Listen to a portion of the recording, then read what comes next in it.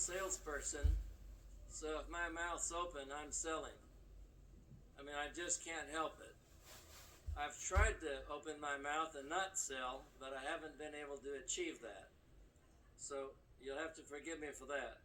What numbers to the combination for the vault of success have we found that our competitors have not found? What is the basic foundational principle of all of our programs? What is our magic recipe for success? What is our secret ingredient? Whether it's going back to the 1960s, the 1970s, 80s, the principles in our programs are infallible, timeless, and proven to work in the past, now, and in the future. Our programs are designed to empower people to take charge of their own lives and to change their own futures. I have to be careful when I call something magic or say it's a secret, because people think that's something mystical. To avoid any misunderstanding, I want to be sure that the word magic and secret of what we go through in our programs for the benefit of our customers is very, very clear.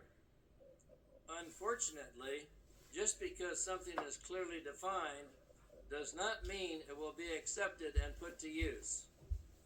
The most important, fundamental, and basic idea of our programs is often overlooked, sidestepped, and ignored. As a society of individuals, I think all of us associated with these companies are aware that we are creatures of habit. All information, whether in book, video, seminar, speech, or conversation format, is filtered in our minds through our past conditioning and present mental attitude, which for the most part has been severely abused, shortchanged, misaligned, and constricted. That's tough. As a result, most people spend a lifetime floundering in a sea of mediocrity. They achieve only a fraction of what they are capable of achieving. They accept too little, too soon, and thus live their life in a rut. They filter everything through their indecisive, negative thinking, closed-minded, judgmental, and chloroformed brain condition. You want to say that again? Okay.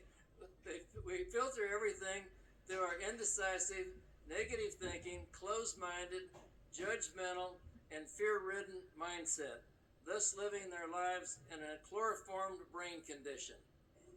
That's pretty tough. We put on a judge's robe when we read, listen, and watch, which is totally unfair to our mind, our hearts, and most particularly, our futures. This produces a life of mediocrity. It's the worst possible case of self-abuse. My hope and prayer when I started these companies was that these programs that I wrote would take people out of their rut and their life of mediocrity, and some way, somehow, awaken the sleeping giant within them. Some way, somehow, to find that God-given potential that's inside of every one of us that wants to come out. That's what my life's about, and that's what your life's about if you're associated with this company. Mediocrity is flying low to the ground like a sparrow when you could soar like an eagle. Mediocrity is being a teaspoon when you were born to be a steam shovel. Mediocrity is playing on a harp that has only one string when our Creator gave us 1,000 strings to play. Mediocrity is painting Technicolor pictures with only one color. Mediocrity is being a bantam when you were born to be a giant. Mediocrity is wishing upon only one star when we're capable of discovering incredible galaxies. I hate mediocrity, and I wouldn't wish it on anyone.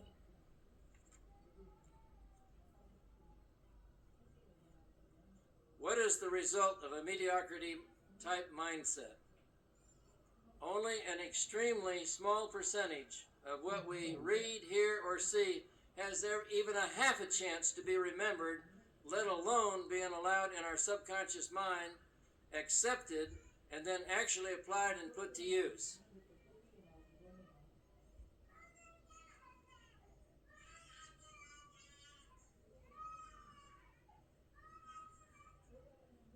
It's my competition.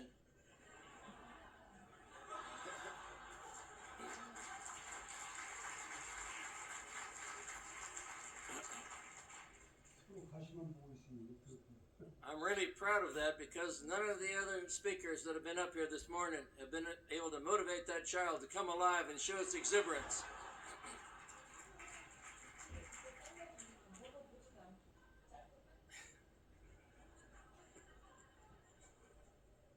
When we attend a seminar or read a book, we are listening and reading with our present mental attitude, which for the most part is full of fear, worry, indecision, and negative thinking, along with a great deal of prejudgment.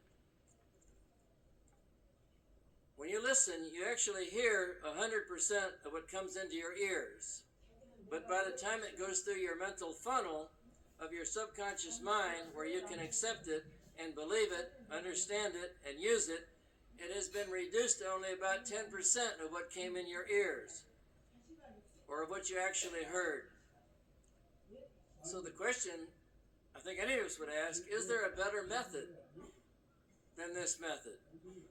I say yes, if you would listen with an open mind, withholding all prejudice and preconceived ideas, with a learning attitude that is excited about gaining new information, with positive expectancy, with a keen ear, and listen closely, with a keen ear of not only what's being said, but what it can trigger in your imagination and creativity that can spark you to have that aha experience.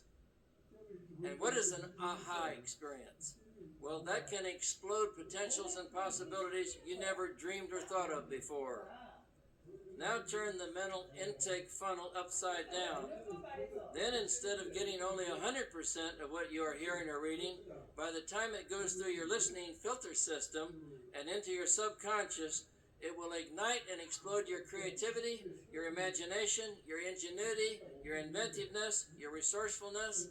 And then what's the result? It comes out not only 100%, but 10 times that amount in new creative, inventive thought. This is the reason when we see one person outperform another person double, that's why. When you see one person outperform another 10 times, that's why. When you see a person outperform a group of people singularly 100 times, that's why. It's also the way you and every one of your clients should participate in whichever one of our programs that you're using. You then become a possibility listener, a possibility thinker, a possibility participant, and a possibility doer. This will cause permanent change of attitude, behavior, and result. I've used this formula and this system when I listen to a lecture, go to a seminar, read a book, hear a sermon, or listen to a song. Always expecting the experience to fire up my creativity and turn me on and get that spark, that genius something that's inside of every one of us that I know will come out if you believe it'll come out and you ask it to come out. Let me give you an example. One Sunday I was attending a church service in Waco, Texas, many, many years ago. I don't even remember what it was now. I couldn't remember the sermon because you remember I only listened to it one time. On my way home, I turned on the radio, and I heard a song entitled, "It's a Great Big Beautiful World." Well, the song inspired me. I pulled off the side of the road and took out a pad and started making notes, and I wrote an outline for lesson number 1 of the first SMI program I wrote. That program is now sold, listen to this, several $100 million worth, and was the number 1 selling self-improvement course in the world for over 30 years. So I've often asked myself this question: what would have happened if I had attended that church service with a negative attitude, was judgmental, worried about something, full of prejudice, preconceived ideas? Well, I can give you the answer. I would have not left inspired, not creative. My listening intake funnel would be the same as the majority of the people that attended that church service that day. But I did not use the same intake funnel like everybody else. And thank goodness I never have and I never will. Or when somebody asked me to describe myself, I said, I don't look like anyone else, I don't think like anyone else, I don't act like anyone else, and I don't produce like anyone else. And that's because my Creator has put into me something special, which I acknowledge and give Him credit for. I had my inverted funnel, which produced explosive ideas and creative results, ideas that multiply. Now here's another big benefit of an inverted funnel listening. Maybe you could have a chance to be like me. I'm an inverted paranoid. The definition of an inverted paranoid is one who thinks the whole world has conspired to do only good for him. Now, can you imagine what that's going to do if you walk in someplace and you're going to make a sale? You're going to see two trumpeters at the door and a red carpet rolled out when you walk along, and you'll know in your heart of hearts that the people inside that door have been waiting to see you all of their life and dreaming about doing business with you. They want to be your client. And that just turns me on.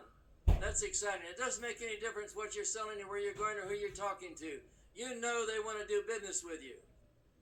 I feel bad that I can't call on everybody in the world, because if you live on planet Earth and you don't get a chance to associate with me, you gonna miss something.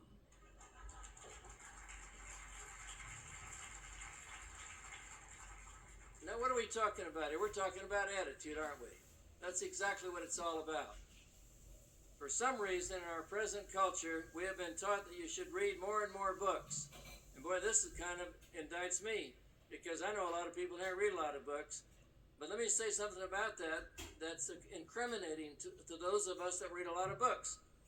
If we read more and more books and attend more and more seminars, I have this question. If that really worked in and of by itself, why is there so little change in people's lives that do that? Here's the reason. According to the National Training Laboratory in Bethel, Maine, what we actually retained from reading books and attending seminars, really, well, it shocked me. Listening to a lecture, you're listening to me right now, you're only going to be able to retain 5% of it unless you get a copy of the video or get it on a CD or get it on a cassette tape and listen to it many, many times. Reading a book, only 10% retention unless you underline it again and again. Take notes beside. Let it turn on that aha experience in you. So I have to say, what practical good is it to read one book after another, attend one seminar after another? Very little. It helps your mind become brain cluttered. And so when I'm going through a book or listening to a seminar, I only want it to spark me. That's all. I do not want to get hooked on the fact that I think I can retain all of that, and it's going to be too much information. Daniel Webster, the originator of the Webster Dictionary, said that he preferred to totally master a few good books rather than to read widely. Now, I read widely, I do opposite of that, and so do several of us, but there's a half a dozen that I've zeroed in on and have mastered their content that's helped change my life. The number one book that I give credit to is the Bible. And one of my favorite books and authors back when I was in my early 20s was The Power of Positive Thinking with Norman Vincent Peale, and As a Man Thinketh with James Allen. I could give you several others. But let me tell you about those books. I read most of them. I read one of them over 200 times. Can you believe that? 200 times I read the same book. We simply cannot afford to overload our circuits or clutter our minds. When people immerse themselves, listen closely, when they immerse themselves into one of our major programs, it will change their life forever. I did say immerse, and if you're taking notes, put down the word immerse, because that's what it's talking about. When we immerse ourselves, it will help us be more productive, help us live more positive lives, become a total person, live a balanced life. Most minds, unfortunately, have been conditioned to be passionless. They show some light, and you can see that in people's eyes, but they don't have any heat. There's nothing, there isn't any excitement or any emotion or any thunder that comes out of their life. To totally master our courses and programs, it's imperative that we bathe in them, immerse and bathe in them until they saturate our very being. They're in our white corpuscles and our red corpuscles. They come out because they can't help coming out. It's imperative that we masticate them, chew them slowly, and digest them until they permeate our very being. It has been said that your mental constitution is more affected by a small amount of material thoroughly mastered than 20 books that you read only one time. Little learning can come from just books and seminars that you only have once. In fact, it could almost mentally disable us. We should adopt this motto for our company: much, not many. A learned speaker once told me that you should attend any worthwhile seminar 6 to 10 times. Always with a pencil and notepad each time, not taking notes necessarily about what the speaker is saying, but it's much more important to be taking notes about what it triggers in your own mind. I have a list of notes on the table of the speakers that we heard this morning, but not one single word of my notes are about what they said.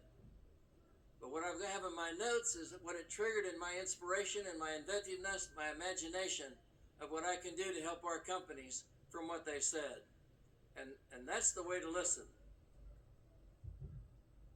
Our programs are designed to empower people to take charge of their own learning. Our programs are designed so that people will interact, get involved with the goal-setting process, and then apply what they learned at home and on the job. Our programs never have been, it was not my intent at the get-go, and it's not now, to be entertainment or fluff or mental cotton candy. They are designed for lasting change or permanent change. Now listen to this one. Some 20 years ago, Shirley Rudd Otley from Trinidad attended our home office training school for 18 straight months in a row. Trinidad's a long way from Waco, Texas. It cost her $1,200 a month. That means $21,600 to get the same training over and over. I used to say, Shirley, what are you doing here? You know our stuff better than we do. And she said, you don't understand. It's the nuances. It's the between the lines. It's the rubbing shoulders with the other people. And I pick up something new, and I get that aha experience each time. Translating that to today's dollars, that must be $50,000, $60,000, $70,000 that she spent in 18 months. That's amazing. And then she went on to be a world leader in our business. One of the goals she set was to lose 100 pounds in 18 months. She put it in her plan of action, and she went and bought a dress and put it on a mannequin. I thought that was pretty interesting, of how she would look if she weighed 100 pounds less. And she looked at it every day and had a goal that she was going to get a world award, stand up around the stage, and have her picture taken with me in that dress. And she did. She understood the idea of spaced repetition, repeated listening, and repeated application. I heard of a minister one time in Scotland, and this is South Scotland, where my family's from, in the Jedburgh area, had the largest library down there, the largest library in Scotland. He delighted in telling about his collection that he had and how he had the habit of browsing through his library. But when he died, this is what his son said about him. His sermons failed to impart to his congregation the power of the books that he was browsing. Now, it's my opinion that he would have had 100 times more power and zeal and zest in his presentations and sermon if he had picked only 3 or 4 or 5 books in his library, read them, underlined them, highlighted them, made notes, read them again and again, internalized them until they ignited passion and excitement and enthusiasm, the kind that comes out because it can't help coming out. Then he would have had conviction and belief in his sermons. This minister might have been considered a scholar, but it was quite evident that his congregation was spiritually dead. We are only stretched mentally when we cogitate, ponder, think, imagine, visualize, and repeat the process of a given thought or idea over and over and over and over and over and over. I hosted a seminar with Ken Blanchard, author of some 20-plus leadership books. I think all of you know him as the author of The 1 Minute Manager. We had a group of 60 chief executive officers in Central Texas, and during his session he made this comment: we don't need any more information. We just need to learn how to apply what we already know and what we've already read. Ken is by any measure the #1 best-selling author of leadership management books in the world. His books have sold tens of millions of copies. He conducts his main seminars are Fortune 500 companies. And he says this, the same thing we're saying. Only 10 or 20% ever use or apply what they listen to in our programs when they listen only once or if they read through the script. Most adults will never reach their potential simply because they have been conditioned to live a life of mediocrity. The vast store of tangible and intangible potential gets depleted little by little by little. Like they say, if you don't use it, you lose it. Where did the potential go? They lost it through negative conditioning that they received as children and then adults. And they used more and more spaced repetition, repeating those negative comments, either by having preconceived ideas or pre-notions, or going into any situation with a negative attitude. Where did I get the idea for condensing books and motivational material and then applying spaced repetition to change people's lives? Did I stumble on it? Well, I guess we could say yes. Did I achieve it by accident? Possibly. I choose to say that I received it as a gift from my Creator. Let me tell you where I think the embryo is, because people ask me, can you go back? I did this in a radio interview the other day. They said, can you go back and tell exactly where you got the aha idea for this business? Well, I was conducting training meetings with a group of salespeople in my insurance agency back in 1949 and 1950, and I would give them all out books. I spent a lot of money giving books. Just like now, I give away $50,000, $100,000 worth of books and material. So, well, then the next week I'd say, what'd you think of that book? And the first one I gave out was The Power of Positive Thinking. And then one of them was by Dale Carnegie, How to Win Friends and Influence People. And I said, what'd you think of the book? Well, this is what they said. I think it's a great book. One of the best books I ever read. Well, give me an outline of the book. You just heard 7 Secrets of Closing Sales by Charles Roth. What were the 7 secrets? No one could tell me any of them. And I didn't know like that from that laboratory I read about the 5%, 10%. I didn't know about that. So I'm confused. It kind of made me angry, to tell you the truth. I'm wasting my money and giving them the books. So I started condensing the books, and I got a stool and sat in front of them, and I read my condensed version of the book. And then I did it again. I started having a training meeting instead of once a week. I had our training meeting once a day. Everybody had to be there every day before they went out to sell. I didn't care what part of South Florida they lived in. Then I would read it again the next day. I read it again the next day, the next day, the next day, the next day, until finally I saw out in the audience, I saw some lights turn on. And then I took those people to lunch and said, what do you want to do with your life? And then what are you dreaming about? What did the book tell you? And then they would start telling me. I said, you want a car? Let's go take a picture of a car. You want a house? Let's take a picture of a house. You want a new suit? Let's take a picture of a new suit. Then one day, I thought I didn't know anything about doing any business with this. I'm just telling you where the embryo was. A Fuller brush salesman came to our house, Larry, on 9100 Southwest 61st Court in a junk piece of automobile, and he starts to drive in my circular drive, and he starts to drive in, and he doesn't drive in. Instead, he parks it past the end, just a little bit past, because I wouldn't see his car. He gets out, he's bushy red-haired. I went out and met him at the front door, and I said, young man, if you're going to come and talk to me about something, go get that car and bring it in the driveway. Well, it scared him to death. He went and got the car, drove it in the driveway, and he got out of it ashamedly. And I said, that is no way to get out of a car. And I said, let me show you how to get out of a car. I went and got in his car, and I got out, and I closed the door, and I said, you slam it, and you walk 10 feet, and then you look back at it like it's a Mercedes-Benz, or a BMW, or a Lexus, or a Cadillac. And I said, because one day if you keep looking at it, it will transform itself into one of those automobiles. And now let me show you the way to knock on the door. You knocked on like you were hoping I wouldn't answer. Say, tut-tut-tut-tut-tut.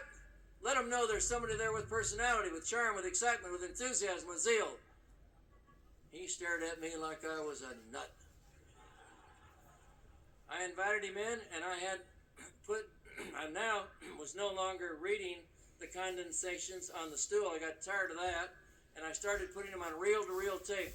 I don't suppose anybody in here remembers reel-to-reel tape. I mean, that's back before 12-inch LP records. And I had a couple of them there, and I loaned him one of my condensations about attitude.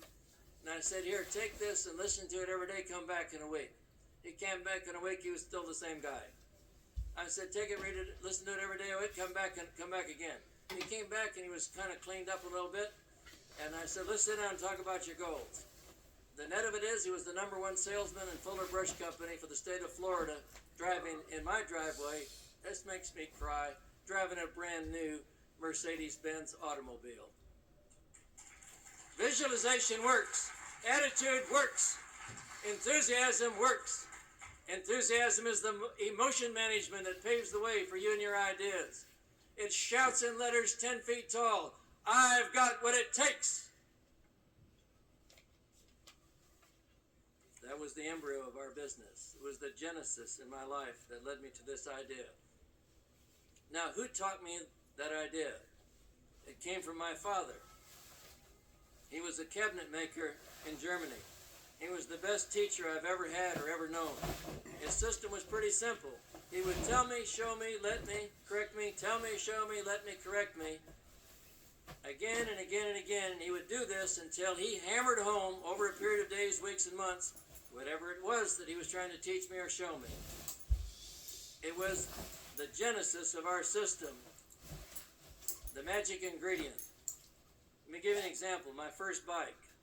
My dad and I went to the junkyard and bought a broken bike. We didn't have much money then. It was the Depression. We brought it home, took it apart. He showed me how to straighten out the frame, how to paint it, how to spoke the wheels. And then to my chagrin and my anger and my annoyance, he had me take it all apart again. When I said take it apart again, he had me take all the spokes out of the wheel. I mean, would you enjoy doing that if you were 12 or 13 years old? Anybody in here? I don't think so. I did it again and again and again and again until I could do it behind my back.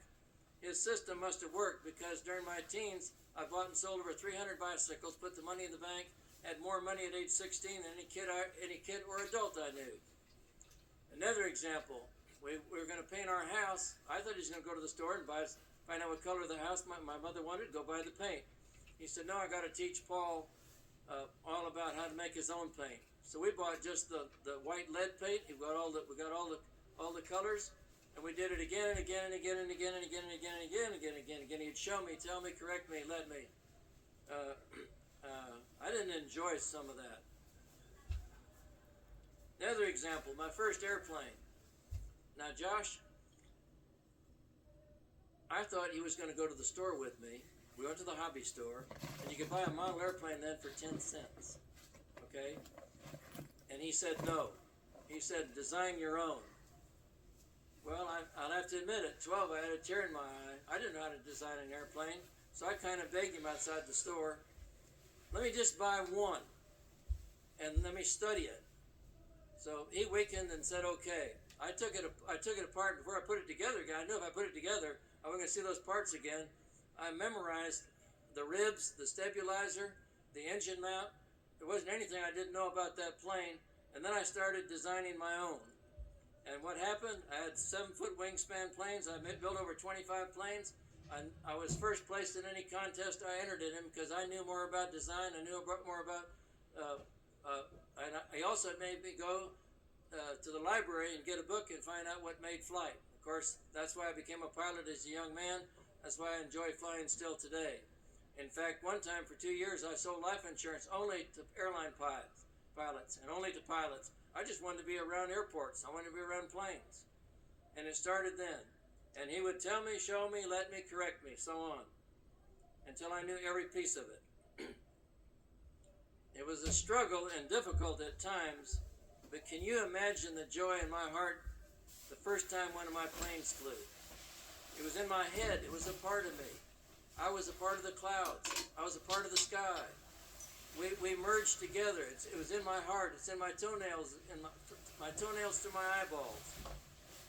When I was in the Army in Fort Jackson, South Carolina, I set a record taking a rifle apart, putting a rifle back together again. Taking a rifle apart, I did it quicker and faster than anybody in the whole battalion, thanks to my dad. Now, what did this system do for me? Everything. My dad taught me the principles that have guided my life. Without him telling me, showing me, letting me, correcting me over and over, there would never have been an SMI, an LMI, or an FMI, nor would I have written at age 19 what we now call the Paul Giamatti Success Plan, or was the $1 Million Person Success Plan, nor would we have been able to develop the unique prospecting system, nor would we have the plan of action in our programs. Because of his method of teaching, he left me an incredible legacy. I used what he taught me, the principles, to formulate all of our programs. These programs have changed the lives of more people than any other author in the field of leadership or motivation in history. That's a legacy that was passed on from my father to me, from me to you to your clients. I want to mention my friend John Edmund Haggai. He's the founder of the Haggai Institute for Advanced Leadership Training. This is what he said: spaced repetition is the mother of all skill and the mother of permanent change. That is because one hearing or reading makes little, if any, permanent response. It cannot change a belief, send a man to the ballot box, or influence him to contribute to a charity. We do not make people see, feel, or do anything with just one encounter. An important message requires repetition if it's going to have its intended result. That's why spaced repetition makes sense. That's why it's the secret ingredient of our programs. The magic ingredient of all of our programs is spaced repetition. Many of you know the following statistics, but you've heard it 50 times, you use it in silence, I'm going to read it again anyway. According to author and consultant William J. Tobin, here's what happens to an idea without repetition when you give it to 100 people. The first time I heard this, I said, well, that can't really be true, but it is. After 24 hours, 25 have forgotten it. That makes me feel bad that out of each 100 of you here tomorrow, 25 you're going to remember anything I said. After 48 hours, 50 have forgotten it. That's half the crowd. I'm getting depressed. After 4 days, 85 have forgotten it, and after 16 days, 98 out of 100. That means 98% of you in 1 month are not going to remember anything I said here today. Listen, pay attention, take notes. I want to change that. It's been proven and documented again and again and again. 62% of the acceptance of all ideas come after the 6th time they're presented. Presented. I think you're going to remember a little bit more of my talk than most people's, because I'm using a little spaced repetition, and I'm going to show it to you in different ways. As we hear something 6 times, here's what happens in our subconscious mind. If it's something to do, because of our negative condition, we usually say, I can't. And that's pretty loud in our subconscious mind and drowns out something being said. Then it's a little more faint, and then finally you think, well, maybe I can. And then the can gets louder and louder, and then the I can is I'm going to do it. And it's the same way with disbelief. And then I believe. And here's the sequence. When people are first exposed to a new idea or thought, here's what happens. First exposure, rejection. I reject it because it conflicts with my preconceived ideas. Like the first time I showed somebody one of our programs on a 12-inch LP record, the guy said, why in God's name would anybody ever want to listen to a book or listen to something on a record? Well, I felt like that was a little bit of rejection of what I was saying. The second exposure, resistance. Well, I understand it, but I can't accept it. Third exposure, partial acceptance. I agree with the idea, but I have reservations as to its use. Fourth exposure, full acceptance. You know, that idea expresses the way that I've been thinking. Fifth exposure, partial assimilation. I use that idea today. I think it's pretty terrific. Sixth exposure, full assimilation. Means he's internalized it. I gave that idea to one of my associates today. In the truest sense of the word, it's really my idea. I take in new information in my brain. I listen to it with spaced repetition. My mind accepts the new information or idea. It softens my heart, and I accept it emotionally. Very, very important. Left out most of the time.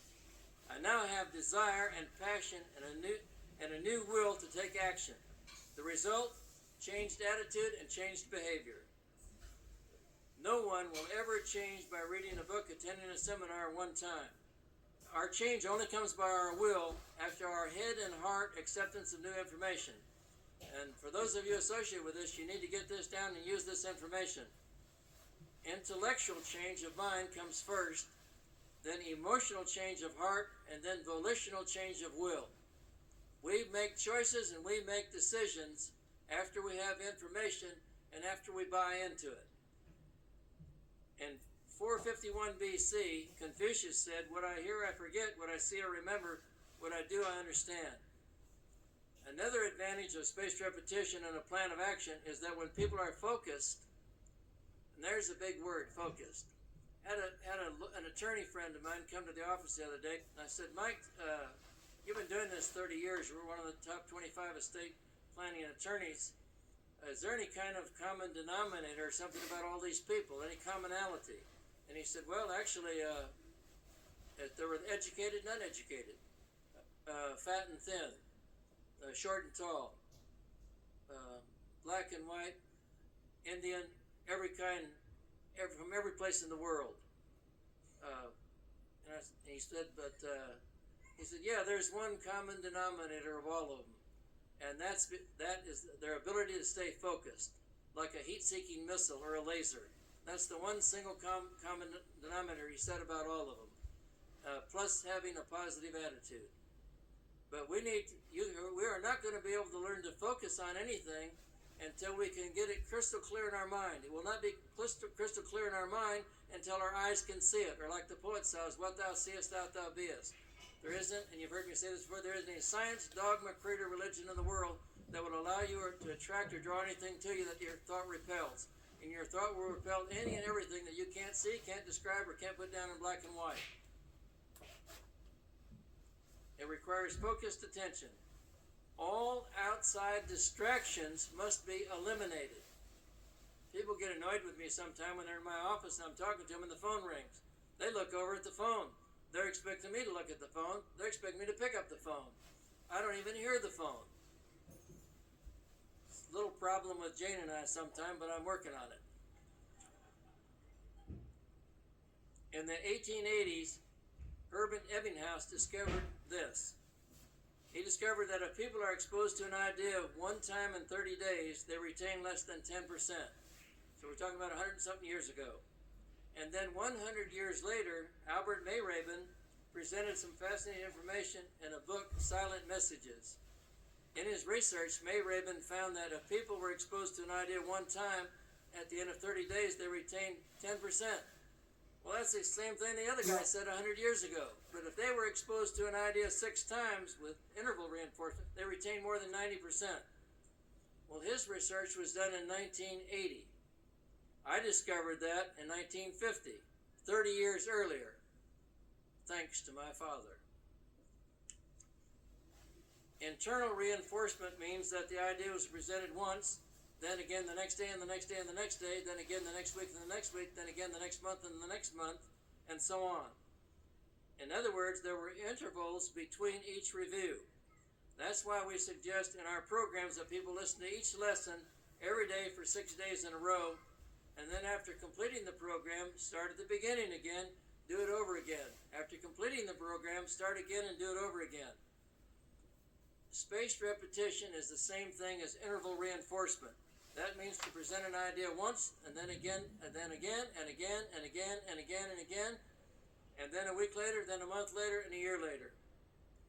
Let's add something to that. Studies at the University of Wisconsin showed an improvement of up to 200% when vocabulary was taught using visual aids and participation. In other words, one picture says 1,000 words. That's why I've never made a sale without using a picture visual. Studies at Harvard and Columbia showed up to 38% improvement in retention with the use of visuals or using mental pictures. Also, the time required to penetrate someone's subconscious mind, that's when you're making a sale, and have material learned and believed can be reduced by 40% with spaced repetition and graphics. Listen to this one. The average person speaks at 110 to 160 words a minute. However, the problem is we think at the rate of 400 to 500 words a minute. So using visual pictures, being involved, working in a plan of action bridges the leadership gap. Consider the following statistics on a value of spaced repetition. We remember 10% of what we read, 20% of what we hear, 30% of what we see, 50% of what we hear and see, 70% of what we read, hear, and say, 90% of what we read, hear, say, and then do, but with interval and spaced repetition. The reason that we remember details which have been hammered into us precisely, that they have been brought to us again and again and again and again. For example, 6 times 6 is what? What's 8 times 9? What's 12 times 12? What's 16 times 16? There you are, it's 256. The answer is simple. We've been taught in school and learned repetition up to 12 times 12. We didn't learn 13 times 13 or 12 times 13 or 14. We didn't learn that. So we don't know it. Never, never, never underestimate the value of spaced repetition. It's our magic ingredient and one of the powerful ideas of our programs that help change people's lives. Obviously, the other is the content of the program. Spaced repetition as a key part of our system helps people learn and change. And our plan of action, which provides interaction, helps accelerate the learning, but more important, personal involvement. Spaced repetition and personal involvement increases retention, increases belief, and motivates people to actually work in a plan of action and put it into action. That's what I call change. Our programs provide ample opportunity for repetition of content until it is totally mastered and hammered home. This combination of spaced repetition and personal involvement helps hammer home the ideas presented, and here's what happens. Slowly, but surely, over a period of time, we have a thinking change, and we have an attitude change, and we have a behavior change, and then obviously we have an output different change. That is what is required for not only total mastery, but for being a lifelong practitioner of goal setting.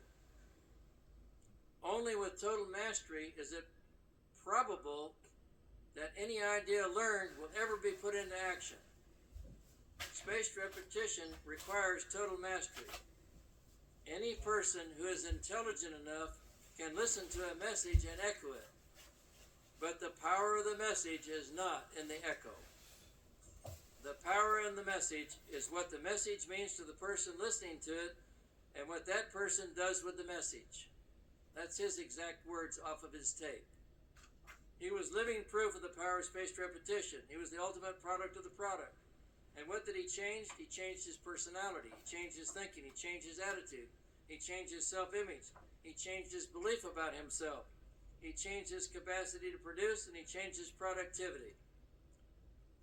But, like all of us, he had a dormant dream down inside. A sleeping giant. A piece of genius that he thought would never come up. It was there since he was a young man, but it had been lying dormant. It was a piece of genius, but his self-image, his low self-image, and his negative conditioning had encapsulated it and wouldn't let it out. My question to all of you is, do you have something down inside of you that's been encapsulated and it hasn't come out, but it's screaming to come out? I guess all of you know that I'm a driven person. I'm passionate to help people. I feel like God called me and put me on this earth to help people discover their untapped potential. But it will never happen if we don't escape mediocrity and come out from underneath the hindering circumstances that have heretofore stopped us. This can only be done by becoming a practitioner of goal setting and mastering it and fine-tuning it to a science. Mastering it, fine-tuning it to a science. I believe in every single person in this room. Amazingly, probably more than you believe in yourself, because thanks to my mother and dad, I don't see anybody as they are now. I only see them as how they could become if they used what was down inside of them. You only live on this earth one time. Your life is worth taking the time to think about. Your life is worth significantly more than just getting by. Your life is worth more than being a puppet on someone else's string or a marionette on someone else's stage. You are unique. You are special. There never has been in all history anyone like you, and there never will be again. You can have anything you want to have and be anything you want to be and go anywhere you want to go. And the magic carpet awaits to take you there. I would like to challenge everyone here not to just sell our programs, just to make some money, but rather to become like the gentleman I spoke of and become a product of the product. I mean in your guts. I suggest that regardless of how long you've been with us, and some of you have been with us 5 years, 10 years, 25 years, or 30 years, and some of you 40 years, I'd like to ask you to start all over at the beginning, pick out one of the programs that has meant the most to you in the past, and that has the potential to change your life, and then start over again and make a commitment or covenant with yourself, your spouse, or a friend that you will listen to that program once each day for 6 days. Go through the program and do it again and again and again. Start again and listen again. Then start over at the same program and do it again. Start with the same program and do it again. Start with the same program and do it again. Start with the same program and do it again. Start with the same program and do it again. That'll take about 10 or 12 months. And then while doing it, work with a renewed thought and a renewed freshness and a renewed zeal and a renewed enthusiasm and a renewed confidence in the plan of action. Write down things in there you never even dreamed of writing down before, because you're turned on and you have that high experience. And do it as though your life depended on it, because the greater life in you does depend on it. Do this, and I guarantee you that you will grow more as a person this year than any year that you've ever been on planet Earth. I challenge you to continue to share this magic and this secret and our programs with everyone you meet, but do it with carefree abandonment. Let your child out. Do it with belief and confidence. Do it with zeal and enthusiasm, and do it with passion and conviction. You can do it because you will be a product of the product. God bless you.